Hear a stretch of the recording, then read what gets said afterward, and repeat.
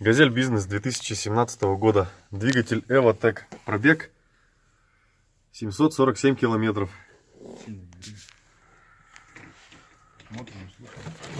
Запускаем двигатель. Слушаем.